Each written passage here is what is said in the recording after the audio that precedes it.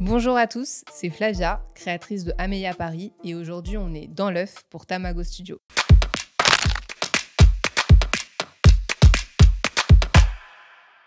On dit souvent que les grandes marques dictent les tendances en lingerie de luxe. Est-ce que tu penses que c'est vrai? Très bonne question. Je pense qu'il y a quand même un fond de vrai. Parce qu'on est quand même guidé par les tendances du marché, on est guidé par les tendances du luxe, de toutes les tendances en règle générale, et même la mode, on peut le voir avec la Fashion Week. Enfin, les gens s'inspirent en règle générale de tout ce qui se passe, que ce soit mode ou même moins mode en vrai. Mais les marques et les créateurs s'inspirent au quotidien de ce qui se passe dans le monde. Donc je dirais que c'est un bon 70-30. 70 de tendance et d'influence extérieure et 30% de personnalité du créateur quand même. Ok, deuxième question. Beaucoup de gens pensent que la lingerie de luxe est uniquement pour les grandes occasions. Quel est ton avis dans le port quotidien de ces pièces raffinées? Ok, bonne question. C'est pas forcément que pour les grandes occasions. En fait, qui a défini l'occasion? En règle générale, on se dit oui, effectivement, c'est pour des occasions, pour des anniversaires de couple, pour le mariage, pour une occasion particulière, on veut faire plaisir à son conjoint, on a envie d'aller au restaurant, on a envie de se sentir bien, mais finalement l'occasion c'est un peu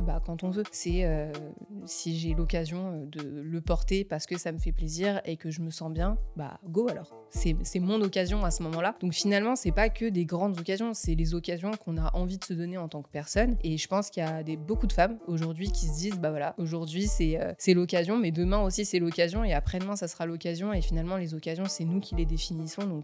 Donc non, c'est pas que pour les grandes occasions, c'est nous qui définissons en fait finalement l'occasion. Quelle est l'importance des détails artisanaux comme la dentelle ou les broderies dans la lingerie de luxe? Alors l'importance que ça va avoir sur ces détails-là, c'est que déjà c'est des détails qui sont super travaillés. Aujourd'hui, un métier de brodeur, un métier de couturière, c'est des métiers ultra précis. Généralement, c'est des personnes qui ont fait ça toute leur vie et c'est des métiers hyper respectables. C'est des gens qui passent des heures et des heures. Quand on voit aujourd'hui des reportages sur les ateliers de Yves Saint Laurent ou des grandes marques comme Yves Saint Laurent, on voit que c'est des personnes qui ont 30, 35 ans de carrière, voire plus, et qui passent vraiment des journées entières à broder des perles, des strass, des matières super délicates, et ils sont passionnés. Et en fait, pour moi, elle est là l'importance, c'est qu'en fait, l'importance de finalement ces détails artisanaux, c'est tout ce qu'il y a derrière. Est-ce que la lingerie de luxe est conçue principalement pour le confort, la séduction ou un mélange des deux? Alors, la lingerie de luxe et la lingerie premium, je pense qu'elle est, et haut de gamme, je pense qu'elle est principalement conçue pour un mélange de tout. C'est-à-dire qu'en fait, dans cette lingerie-là qu'on va appeler de luxe, c'est une lingerie généralement où on va trouver des matériaux qui vont être beaucoup plus travaillés, des matériaux qui vont être plus chers parce que c'est des matériaux européens ou des matériaux français, des dentelles, des tissus qui ont été beaucoup plus travaillés, beaucoup plus recherchés avec une qualité exceptionnelle. Et c'est là où en fait on a tout le confort, déjà d'une pour la peau, mais aussi d'avoir un confort de qualité finalement, parce que c'est un produit qu'on va garder dans le temps, c'est un produit qu'on va sur le long terme pouvoir utiliser, pouvoir laver, pouvoir réutiliser, et à la fois dans la séduction parce que justement c'est des matériaux qui ont été travaillés pour être de qualité et qu'on peut justement finalement utiliser sur des jolis soutiens-gorge, des jolis tangas, des jolis strings, des jolies culottes pour avoir justement un peu ce côté séduction avec un petit peu de dentelle, avec des matériaux beaucoup plus qualitatifs, et finalement en fait c'est un mélange des deux qu'on peut avoir aujourd'hui. Est-ce que les prix élevés de la lingerie de luxe reflètent toujours une meilleure qualité ou y a-t-il d'autres facteurs en jeu? Alors, question super intéressante. Non, effectivement, ça ne représente pas toujours et ça ne reflète pas toujours une meilleure qualité. Aujourd'hui, il y a beaucoup de marques de luxe qui malheureusement n'utilisent pas forcément des produits hyper qualitatifs et qui font juste payer finalement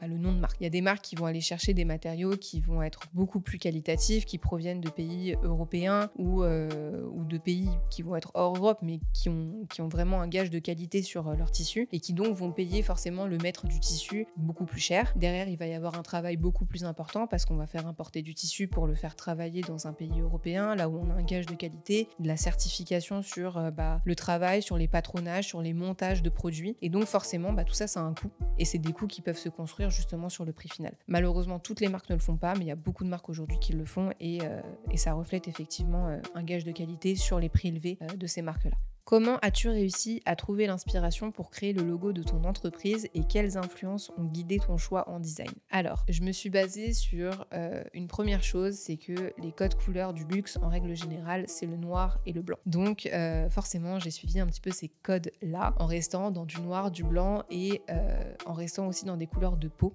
donc toutes les palettes de nude qui sont possibles, en passant du marron très foncé au beige très très clair, parce que ça représente la peau et que mon produit, c'est du sous-vêtement, donc forcément ça touche la peau. L'âme, Ameya, âme, donc de âme, l'âme intérieure, et IA de mon prénom Flavia, qui ont créé Ameya, du coup Ameya Paris. Donc forcément l'âme, la peau, le soutien, le bas, et les ensembles en règle générale touchent la peau, et donc du coup j'ai voulu rester dans ces palettes là. Donc toutes mes couleurs tournent autour du produit et des codes du luxe. Et c'était ma dernière question. Mais écoutez, merci beaucoup de m'avoir suivi. C'était Flavia pour Ameya Paris dans l'œuf, pour Tamago Studio. N'hésitez pas à aller sur nos réseaux sociaux, sur notre site internet ameyaparis.com et Ameya Paris pour les réseaux sociaux. Et je vous remercie de m'avoir suivi jusqu'ici, c'était hyper cool et j'espère que ça vous a plu. Merci beaucoup.